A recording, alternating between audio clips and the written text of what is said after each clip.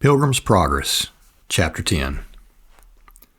Now I saw in my dream that they had not journeyed far before the river parted away from their path. This made them a little sad, yet they dared not go out of the way.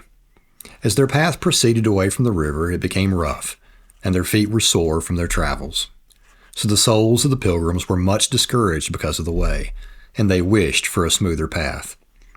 Soon they saw a little way ahead of them a pleasant-looking field, called Bypath Meadow. It sat on the left side of the road with a stile marking an entrance into it.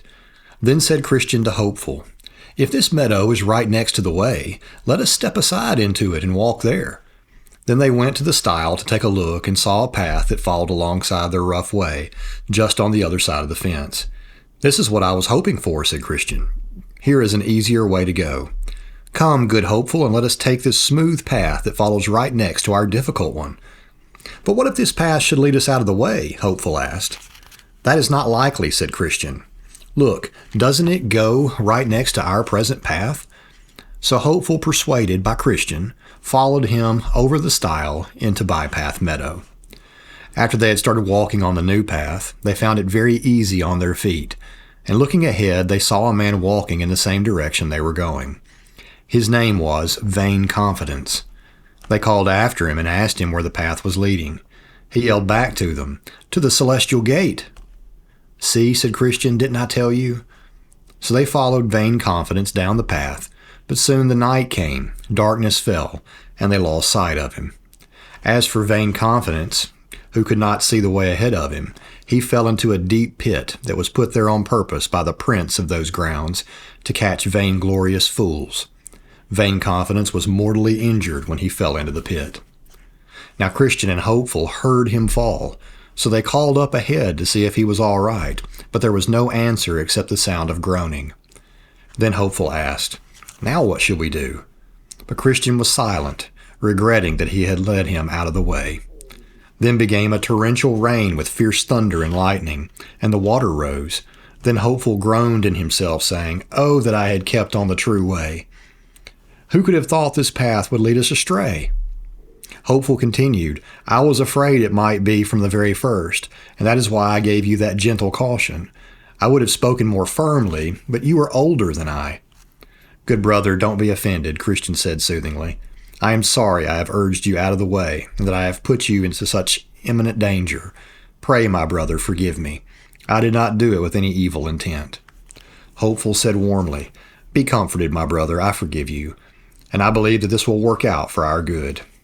Christian responded, "I am glad I am traveling with such a merciful brother, but we must not stand here. Let's try to get back to where we left the true path." "But, good brother, let me lead the way."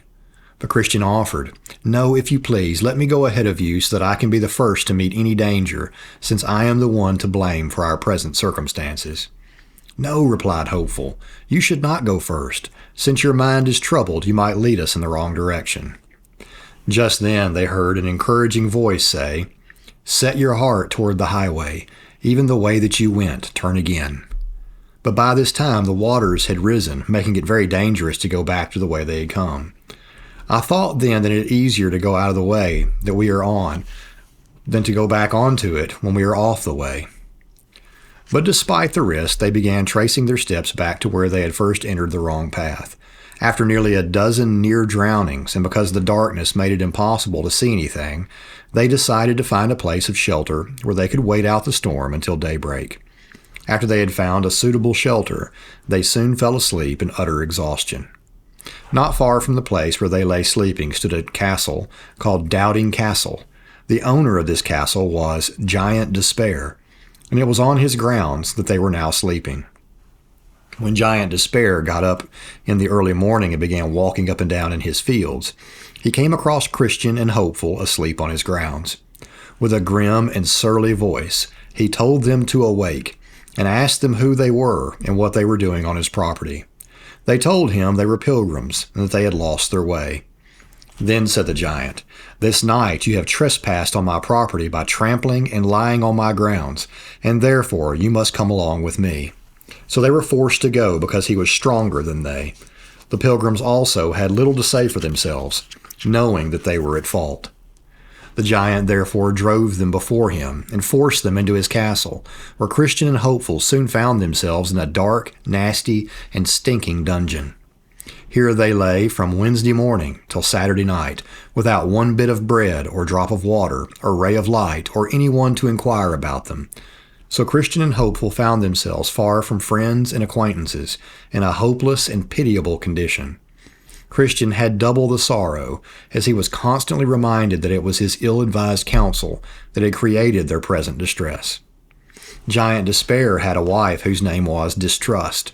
When he had gone to bed, he had told his wife that he had taken a couple of prisoners and cast them into his dungeon for trespassing on his grounds. Then he asked her what she thought he should do to them. Distrust inquired about the prisoners' identities, their homeland, and destination. He told her they were pilgrims bound for the celestial city. Then she advised him to beat them without mercy when he arose in the morning. The next morning, when Giant Despair arose, he went out and found a short, thick club made from a crab tree. Then he went down into the dungeon where Christian and Hopeful were imprisoned, and there he began berating them and ranting at them as if they were dogs. Christian and Hopeful did not say a word in their defense. Then Giant Despair pounced upon them and beat them mercilessly. The beating was so bad that when it was finally over, they were unable to help themselves or even to get up off the dungeon's cold stone floor. Feeling satisfied with the torment he had inflicted, Giant Despair withdrew, leaving the two prisoners to console each other in their misery and to mourn the rest of the day with the sighs and bitter lamentations of their distress. The next night, Distrust, discovering that the prisoners were still alive, advised Giant Despair to counsel them to take their own lives. So when morning came, the giant went to them in a surly manner as before.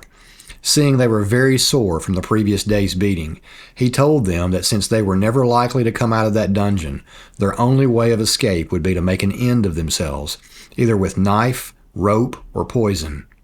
For why, said he, should you choose life, seeing it is attended with so much bitterness? But they asked him instead to let them go. Hearing their humble request, he scowled and rushed to make an end of them himself. However, before he could lay hands upon them, he fell into one of his own fits.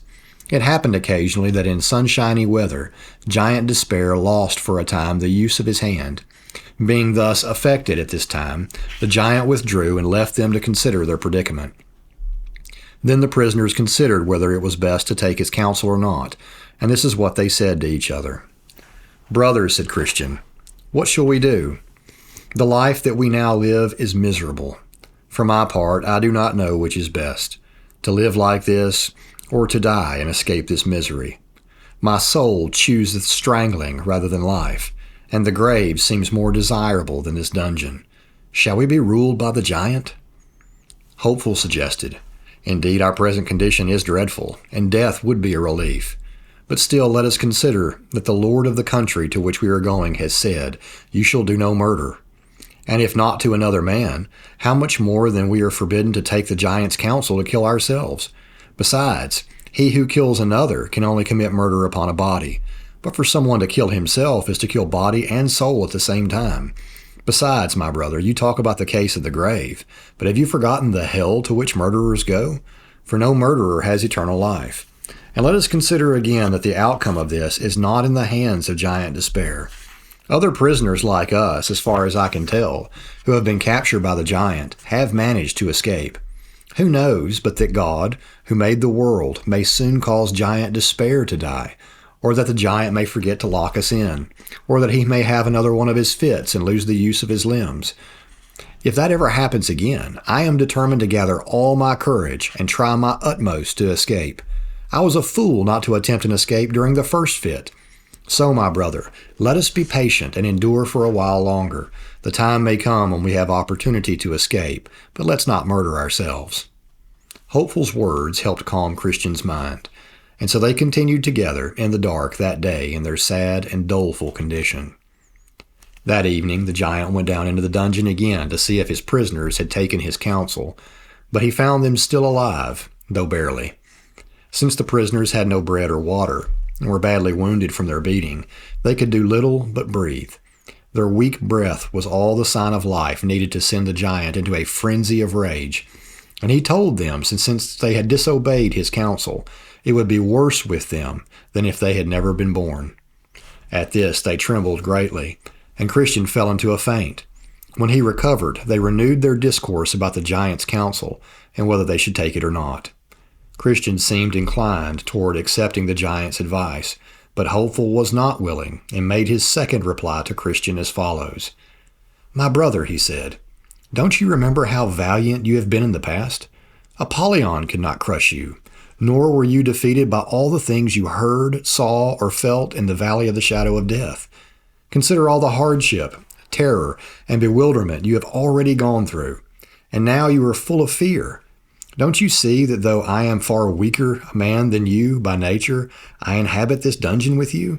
The giant has wounded me as well as has cut off my bread and water, as well as yours. I also mourn without the light. But let us exercise a little more patience. Remember how you conducted yourself in front of the men in Vanity Fair, and were afraid neither of the chain, nor the cage, nor even of a bloody death. So let us, at least to avoid this shame that is unbecoming of a Christian, bear this with patience as well as we can." That same night, as Giant Despair went to bed, his wife asked him about the prisoners and if they had taken his counsel. He replied, "They are sturdy rogues, and they would rather endure tremendous hardship than to do away with themselves." Distrust replied, "Take them into the castle yard tomorrow, and show them the bones and skulls of those whom you have already killed. Make them believe that before the week's end you will tear them in pieces, just as you have done to their fellows before them." So when the morning came, the giant took his prisoners into the castle yard, and showed them the bones and skulls according to his wife's instructions. "These," said he, "were pilgrims just as you are, and they trespassed on my grounds just as you have done. When I saw fit, I tore them in pieces. I will do the same to you within 10 days. Go now, get back down to your den." With that, he beat them all the way down to the dungeon, where they lay all day that Saturday in their misery, as they had done before. Now when night had fallen, and when Distrust and her husband had gone to bed, they resumed their conversation about the prisoners. The old giant wondered why he could not, by his blows or his counsel, bring Christian and Hopeful to an end. His wife replied, "I fear that they live in hope that someone will come to rescue them, or perhaps they have picklocks hidden by which they hope to escape." "Do you think so, my dear?" asked the giant. "I will search them in the morning." Around midnight, Christian and Hopeful began to pray, and continued till almost the break of day. Shortly before the sun came up, good Christian, as one half amazed, broke out into this passionate speech. "What a fool I am to lie in a stinking dungeon, when I might instead walk at liberty. I have a key in my bosom called Promise, that I believe will open any lock in Doubting Castle." Hopeful responded, "That is good news, good brother. Take it out and let's try it." Then Christian pulled it out of his bosom and began trying to unlock the dungeon door. The door's bolts, as he turned the key, came loose, and the door flew open with ease. Christian and Hopeful both came out. Then Christian went to the outer door that leads into the castle yard, and with his key opened that door also. After that he went to the iron gate, for that also had to be opened. Though that lock was very hard, the key still opened it. Then they thrust open the gate to make a speedy escape. But that gate, as it opened, made a loud creaking noise that awakened Giant Despair. He rose hastily to pursue his prisoners, but just then suffered another one of his fits, which made his limbs fail and ended his pursuit. Then Christian and Hopeful pressed on eagerly and came to the King's Highway, where they were safe because they were out of Giant Despair's jurisdiction. When they had gone back over the stile, they began to consider what they should do to warn other pilgrims after them who might want to enter the stile and be taken prisoner by Giant Despair. They agreed to erect a pillar, engraving it with this sentence, "Over this stile is the way to Doubting Castle, which is kept by Giant Despair, who despises the king of the celestial country and seeks to destroy his holy pilgrims." Many, therefore, who followed after read what was written and escaped the danger. Having done this, Christian and Hopeful sang as follows. "Out of the way we went, and then we found what 'twas to tread upon forbidden ground. And let them that come after have a care, lest heedlessness makes them as we are to fare, lest they for trespassing his prisoners are, whose castles doubting, and whose names despair. This has been Chapter 10 of Pilgrim's Progress.